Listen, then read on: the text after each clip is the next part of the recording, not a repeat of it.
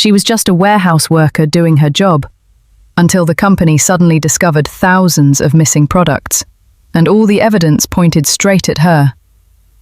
Within 24 hours, she was labelled a thief, isolated by her co-workers, and pushed out of every system she had access to.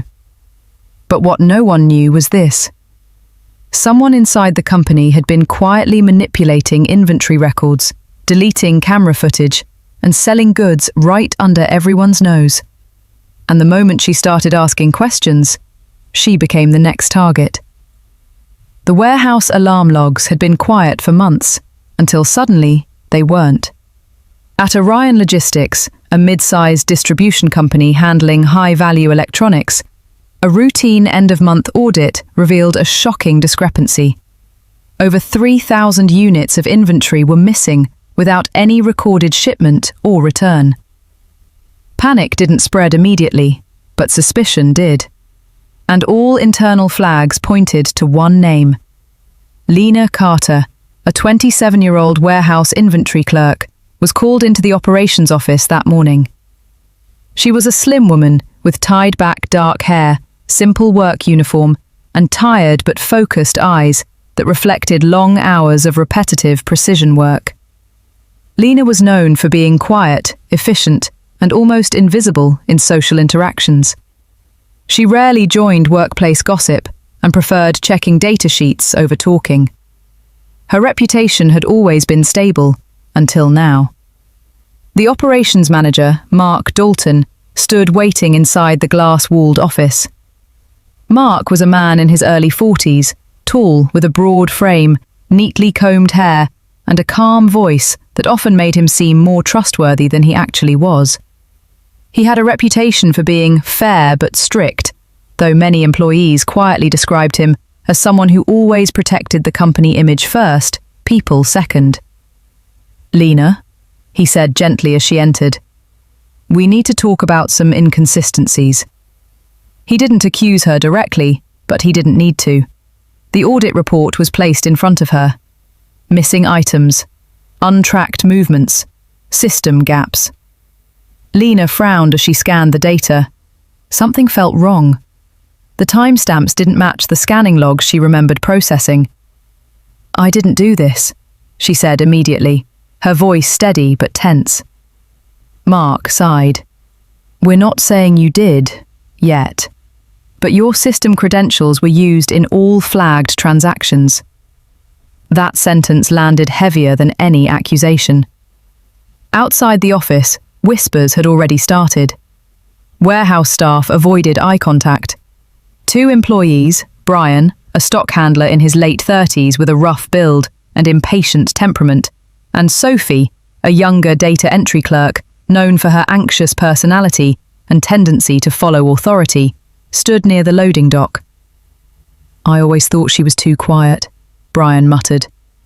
Sophie hesitated. "But Lena fixed that system crash last month, remember? The entire inventory database went down, and she restored it overnight." Brian shrugged. "Doesn't matter now." But Sophie didn't look convinced. Inside the IT department, a young technician named Ethan Park, a 25-year-old with messy hair, thin glasses, and a nervous but observant demeanor, quietly rechecked server logs after noticing inconsistencies in access patterns. He had seen Lena's name appear in system entries, but something about the timestamps felt automated, not human-triggered. He frowned at his screen. "Something's being overwritten," he whispered. Back in the office, Mark Dalton closed the file slowly. "For now, you are suspended from warehouse access pending investigation." Lena didn't react immediately. She only looked at the report again, as if trying to force the truth to appear through logic alone. Because deep down, she already realized something terrifying. She wasn't just being accused. Someone was rewriting reality around her. The suspension didn't last long. By the next morning, Lena Carter was no longer just under review. She had become the primary suspect.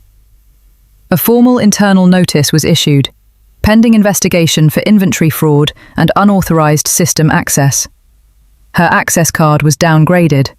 Her system permissions were stripped. And just like that, the warehouse she had worked in for years became a place she was no longer allowed to fully enter.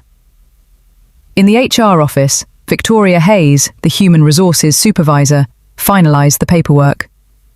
She was a woman in her late 30s with sharp features, perfectly styled blonde hair, and a controlled, emotionless professionalism. Victoria had a reputation for being efficient but distant, someone who always protected corporate policy over personal context.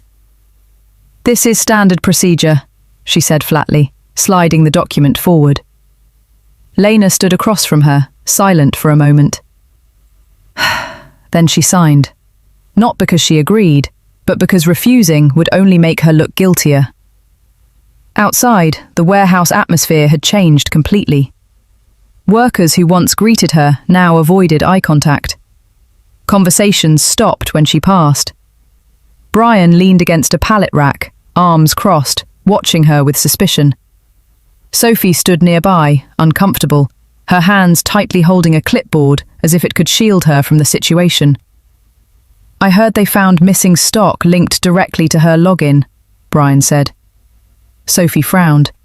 "But that doesn't prove she stole anything." Brian scoffed. "In this company? That's already enough." She didn't reply, but her expression remained conflicted. Meanwhile, Lena was reassigned to a temporary supervision role, a title that sounded official but meant isolation. She was now monitoring incoming shipments alone, away from the main inventory system. It was during this isolation that she noticed something odd. The numbers didn't align. Boxes scanned in physically were not matching digital records. Some entries appeared to be edited after confirmation, timestamps shifting slightly, as if someone had manually adjusted history itself. Lena narrowed her eyes. This wasn't a glitch. It was controlled manipulation. In the IT department, Ethan Park continued reviewing logs late into the evening. His desk was cluttered with printed reports, sticky notes, and multiple monitors flashing data streams. Ethan was young, thin, and socially awkward, often speaking softly even when no one was listening. But he had one thing others didn't: attention to patterns. And the pattern he was seeing was disturbing. "Someone is rewriting warehouse history," he muttered to himself. Every time Lena's name appeared in a suspicious entry, there was a secondary admin override logged minutes later. Too precise, too clean, too intentional. Back in operations, Mark Dalton met with security staff. His tone remained calm, but his decisions became increasingly strict. "We cannot risk further inventory loss," he said. "Limit her access to physical storage zones." He didn't mention Lena by name, but everyone understood. The decision was already made. That afternoon, Lena stood alone near the loading dock, scanning incoming shipments manually. For the first time, she noticed something deeper than data errors. A shipment recorded as delivered yesterday was physically still in transit. Someone had altered the system before the truck even arrived. Her breath slowed. This wasn't just false accusation anymore. It was a deliberate rewrite of reality inside the system she once trusted.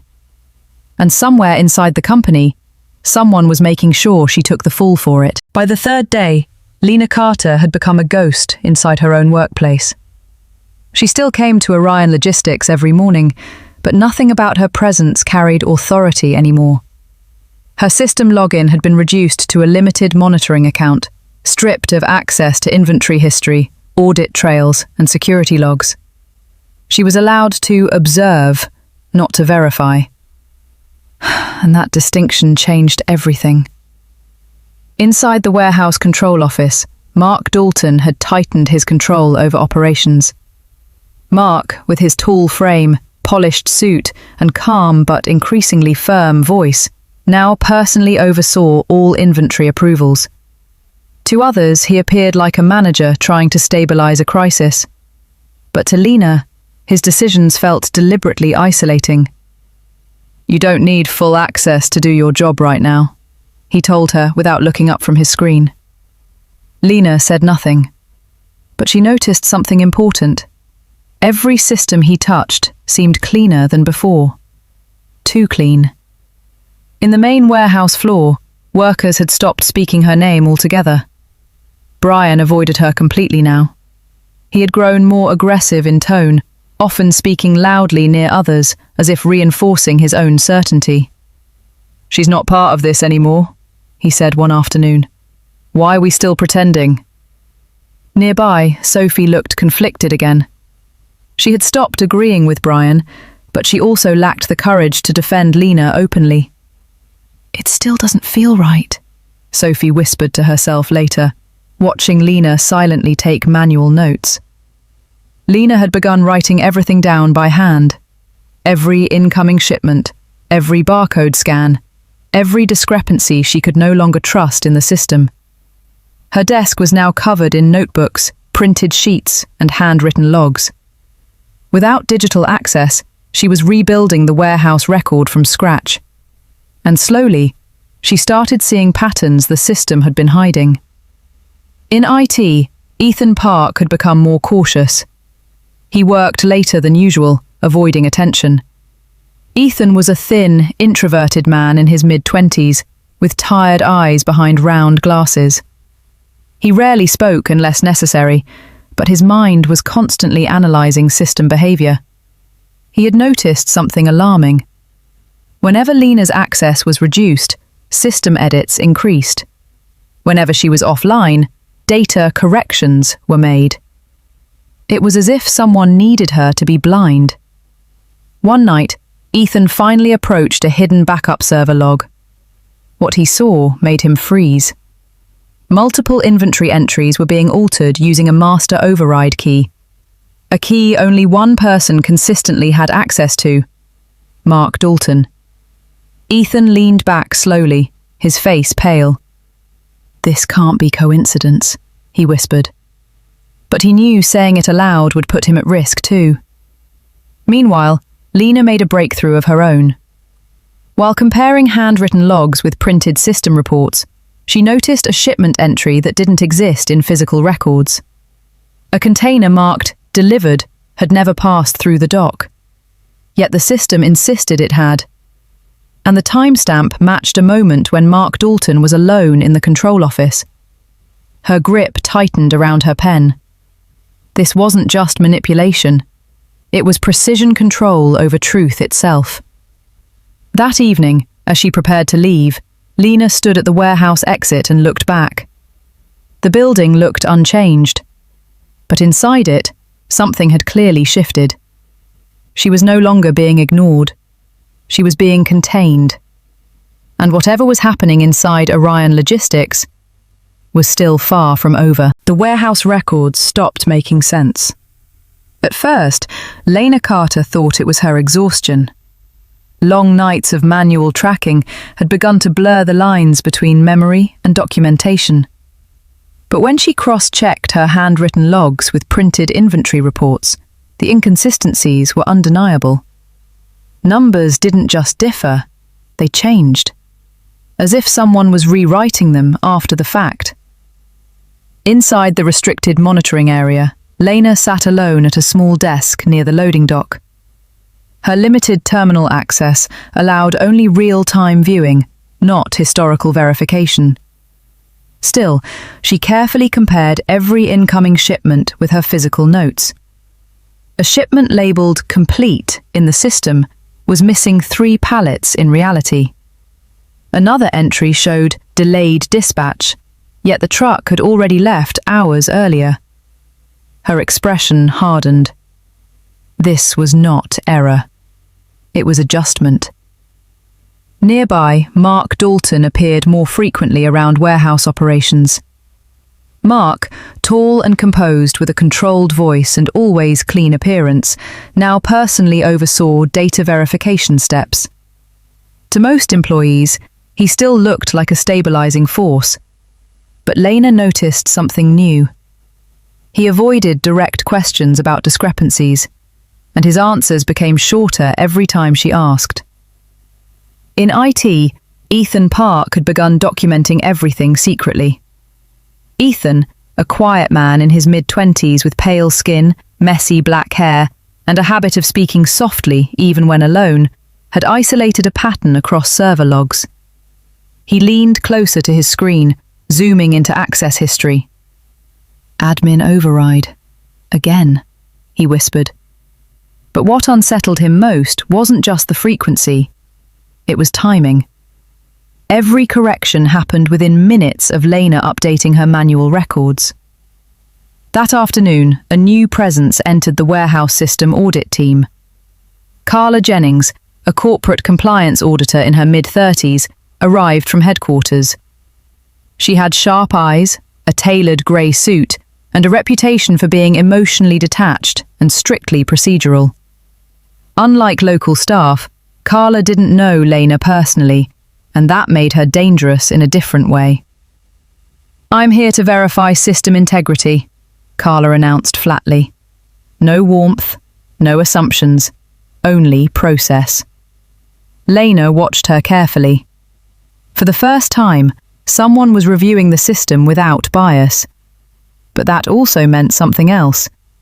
If the system had been manipulated, Carla would eventually see it. Meanwhile, anomalies escalated. Camera footage from the warehouse dock showed a 12-minute blackout.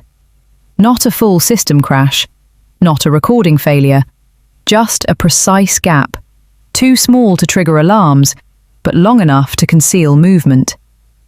Ethan's hands tightened on the keyboard when he found it. "This isn't technical failure," he muttered. "It's intentional deletion." When Lena mentioned the issue to Mark Dalton, his reaction changed slightly. A flicker of discomfort crossed his face, quick, controlled, but noticeable. "Technical glitches happen," he said. "We're upgrading systems soon." But his tone was no longer reassuring. It was defensive. That night, Lena stayed later than usual, reviewing physical logs again. Carla Jennings joined her unexpectedly, standing at a distance. "You're the one under investigation," Carla said calmly, reading her notes without judgment. "Yes," Lena replied. Carla studied her for a moment. "You don't look like someone who would risk everything for stolen inventory." It wasn't support. It was observation.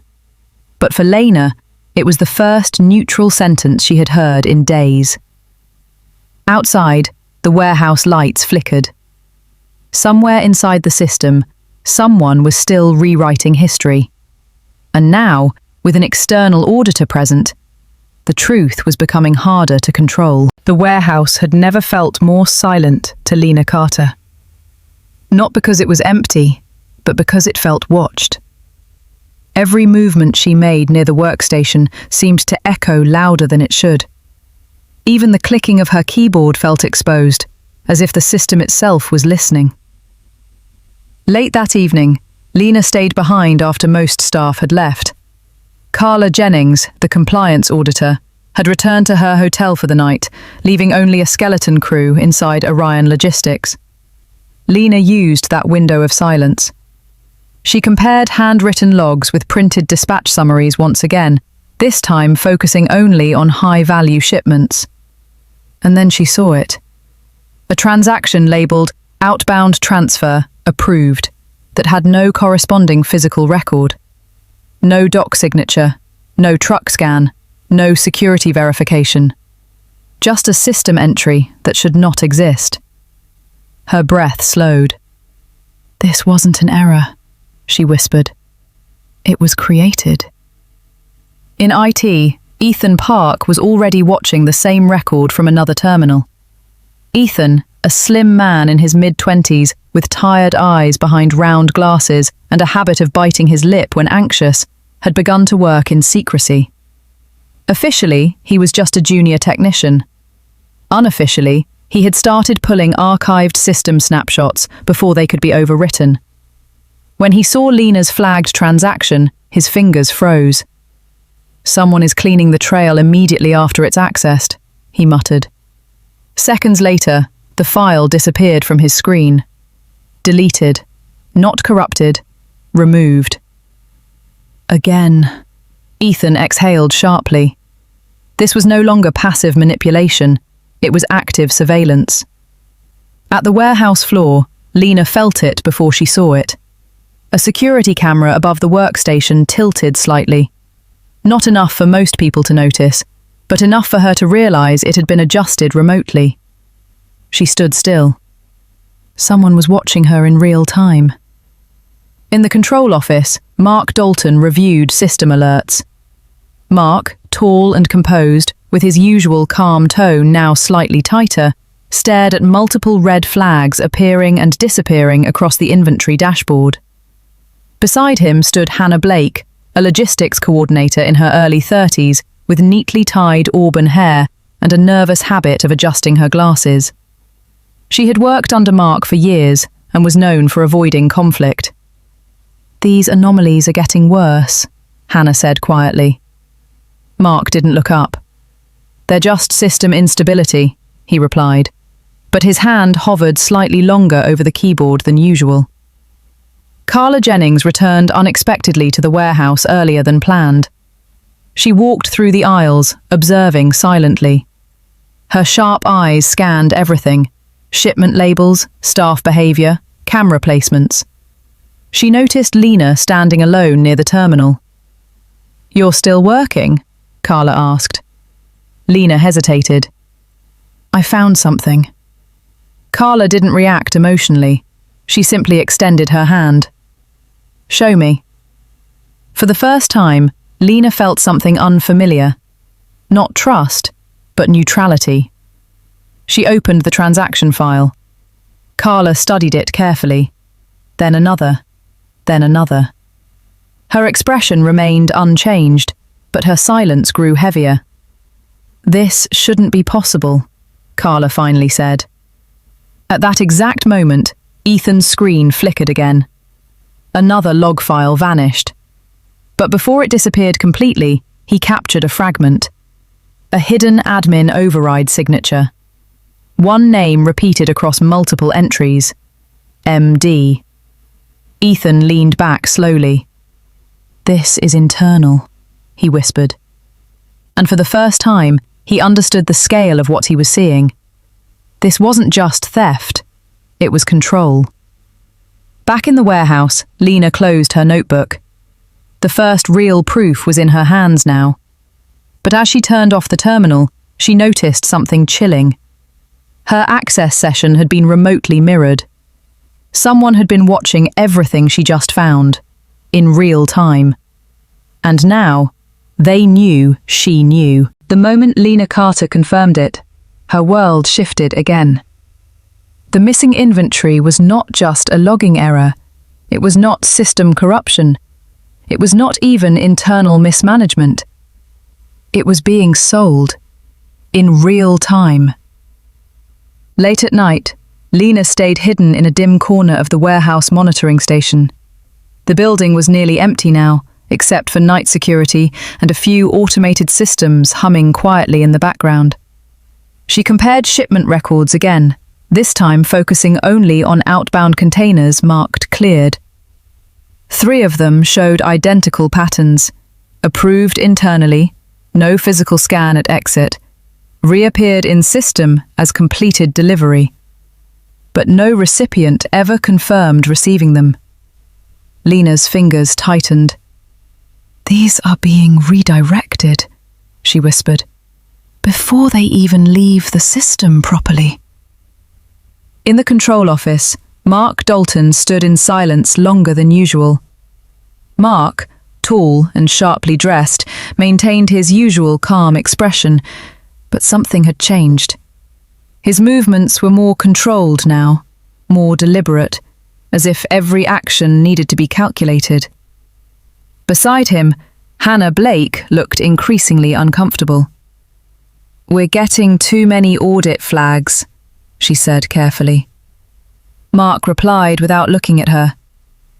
"Reduce system exposure, limit external checks." His tone was calm, but colder than before. Outside, Lena noticed something new. A man she had not seen before was walking near the warehouse perimeter. Victor Kane, a contracted logistics security consultant in his late 30s, broad-shouldered, with a military-style posture and a permanently alert expression, had been brought in quietly by management. Officially, he was here to strengthen warehouse security. Unofficially, his presence felt different. Observational. Targeted. When Victor passed Lena, his gaze lingered for half a second too long. Not curious. Measuring. Inside IT, Ethan Park was working under increasing pressure. Ethan, pale and exhausted, had set up a hidden backup script that automatically copied logs before deletion. His fingers moved quickly across the keyboard as alerts flashed across multiple monitors. Then suddenly, his backup process stopped. "Access revoked," he muttered. A system message appeared. "Admin override detected. Backup function disabled." Ethan's face went still. "They're cutting me off." He quickly switched to a secondary encrypted channel and sent a single message to Lena. "They know someone is extracting data. Be careful." At the warehouse floor, Lena received the message just as a security camera above her workstation shifted slightly again. This time, she didn't hesitate. She looked directly at it. Someone was watching her, and they wanted her to know it. That same evening, Carla Jennings reviewed updated system reports in her temporary office. Carla, composed and analytical as always, had begun connecting irregularities across multiple departments. Her expression remained neutral, but her eyes had sharpened. She called Lena in. "You were right," Carla said simply. Lena didn't respond immediately. Carla continued. "Some of these transactions are being routed through a secondary authorization layer. It bypasses standard audit trails." Lena's breath slowed. "So it's internal?" Carla nodded slightly. "Yes, but not at your level." A pause. Then Carla added, "Someone above standard warehouse authority is controlling this." At that exact moment, another system alert triggered across IT servers. Multiple camera feeds from the warehouse floor flickered, then reset. Not a crash, a deliberate reboot. All footage from the past 18 minutes, gone. Ethan slammed his hand lightly on the desk. "They're wiping real-time footage now," he said. For the first time, his voice carried fear. "This is escalating fast." Back in the warehouse, Lena closed her notebook slowly. The pattern was now undeniable. Inventory theft, system manipulation, surveillance control, and someone powerful enough to erase evidence as it happened. She wasn't just investigating theft anymore. She was standing inside it. And somewhere inside the system, the people responsible were no longer hiding. They were preparing to act. The warehouse was no longer just a workplace. It had become a battlefield of hidden data, silent surveillance, and invisible control. And Lena Carter was finally ready to strike back. In a small secured room behind the logistics office, Lena spread out everything she had collected. Handwritten logs, printed shipment records, screenshot fragments, camera timestamps, and most importantly, Ethan's recovered system overrides. Ethan Park, pale and visibly exhausted, leaned over the table. His messy hair and trembling hands showed how much pressure he had been under, but his eyes were sharper now. "I managed to recover partial camera archives from the backup partition," he said quietly. "Someone tried to erase them, but not everything was overwritten." Lena nodded. "That's enough." Across town, inside a corporate meeting room, Victor Kane stood beside Mark Dalton. Victor's presence felt heavier than his words. broad-shouldered, disciplined posture, short cropped hair, and a cold observational gaze. He didn't speak often, but when he did, it sounded like confirmation rather than suggestion. "They're getting closer," Victor said. Mark remained calm, but his jaw tightened slightly. "She's just an employee," Mark replied. Victor looked at him. "Not anymore." Back at Orion Logistics, tension inside the warehouse had shifted again. Employees whispered less, but watched more. Sophie Bennett, the young data clerk with soft features and anxious eyes, now openly avoided Lena. Her earlier hesitation had turned into fear of involvement. "She's going to get us all dragged into this," Sophie whispered to Brian. Brian, more defensive than before, nodded. "If management says she did it, she did it." But even Brian's voice lacked conviction now. In IT, Ethan detected something alarming. A second wave of system interference had begun. Not deletion this time. Injection. New false records were being inserted into the system, designed to redirect suspicion back onto Lena. "They're rewriting the story in real time," Ethan said. He immediately sent a warning to Lena. "They're framing you again. Faster now." Meanwhile, Lena finalized her plan.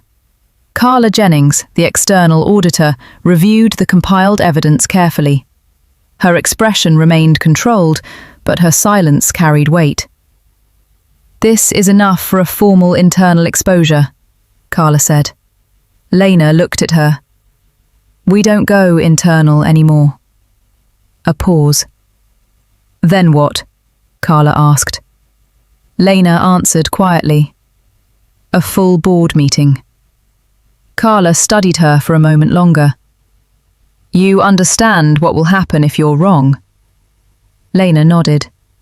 "I'm already the person they chose to blame. There's nothing left to lose." That night, Lena and Ethan synchronized all recovered data into one encrypted file set. It included verified inventory discrepancies, admin override logs, camera gap reconstructions, shipment rerouting trails, and the most critical proof, Mark Dalton's repeated system authorization signature. Ethan exhaled slowly. "This is irreversible if released." Lena closed the folder. "That's the point." Elsewhere, Mark Dalton sat alone in the control office. He reviewed incoming system alerts one by one. False entries confirmed, camera gaps expanding, audit pressure increasing. And then, a notification appeared on his screen. Emergency board meeting requested. Evidence submission pending. His expression changed for the first time. Not panic. Recognition. He leaned back slowly. So it's already happening. At that exact moment, Lena stood in the warehouse corridor. The lights flickered slightly overhead. Somewhere deep inside the system, access logs were being sealed for the final time. And in less than 24 hours, everything hidden would be forced into the light. The boardroom of Orion Logistics had never felt so quiet. Not the calm kind of quiet, but the kind that comes right before everything collapses. Mark Dalton sat at the head of the long table, hands folded, face unreadable.